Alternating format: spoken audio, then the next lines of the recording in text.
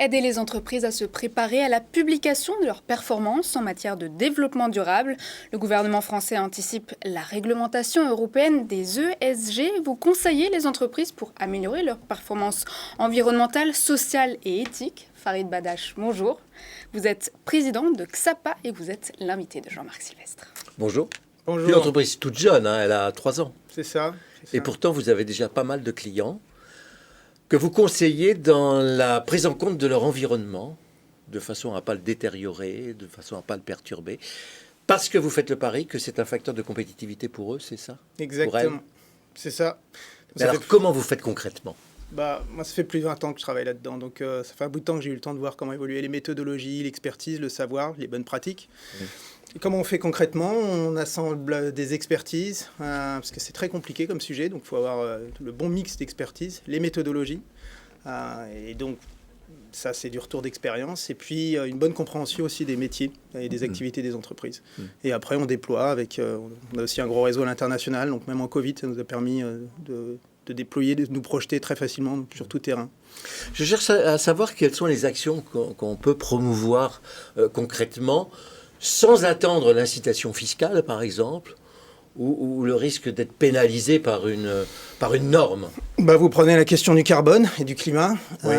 C'est un sujet qui est assez simple, puisque les injonctions scientifiques se succèdent et amplifie la pression sur les acteurs économiques. Mais ce n'est pas pour autant qu'elles rentrent sur le marché du carbone ou des droits carbone. Hein. Non, mais c'est pour autant qu'elles ont de plus en plus intérêt à anticiper déjà un prix du carbone qui peut augmenter. Et puis tout simplement, elles ont des clients dans les appels d'offres qui leur disent qu'est-ce que vous faites pour le climat? Et ça fait des petits points et ça permet de gagner des marchés. Des salariés aussi.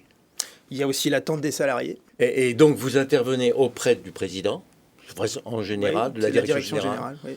Hein. Et ensuite, vous allez quoi? Vous allez dans les usines, vous allez dans les directions techniques Nos principaux clients, si vous prenez la question du climat, nos principaux interlocuteurs, c'est direction générale, les achats, c'est très important parce que ce sont toutes les activités amont. Donc, si vous prenez rien que la question du carbone, une grosse partie du poids carbone se situe en amont. Et on travaille aussi pas mal avec les personnes qui sont en contact avec leurs clients. Donc, on va dire l'aval, donc la partie commerciale, le marketing. Donc, c'est un peu ça les principaux maillons.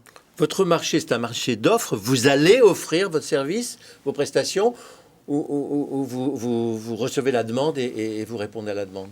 C'est un marché de demande, c'est-à-dire qu'on est connu, il y a une demande, et ce qui se passe, c'est que les personnes recherchent en fait l'expertise, la méthodologie et les réseaux.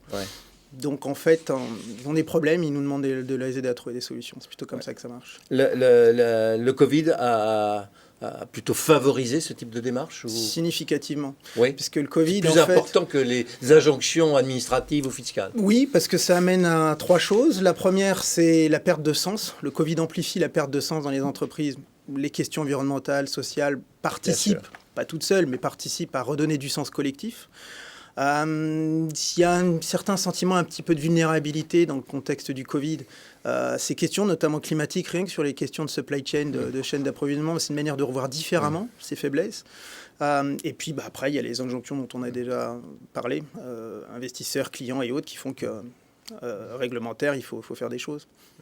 Ça s'appelle XAPA, la société. Tout à fait. Pourquoi vous avez appelé ça XAPA? XAPA, K-S-A-P-A. Oui, K-S-A-P-A. Oui, on est une entreprise en .org à mission, et en fait, ça veut dire sagesse en sioux. Et l'idée du collectif avec lequel on a mis en place cette initiative, ça a été de se dire qu'un petit peu de sagesse amérindienne ne faisait pas de mal dans notre dur monde. Faut être sioux, quoi. Faut être sioux. C'est ça. Merci beaucoup. Il y a le site internet, c'est xapia.com. .org. .org. J'aurais dû le savoir, j'aurais dû m'en douter. Entreprise à mission, et donc... .org. Merci beaucoup. Merci Farid Badache. Je rappelle que vous êtes président de XAPA, accélérateur de progrès sociaux et environnementaux.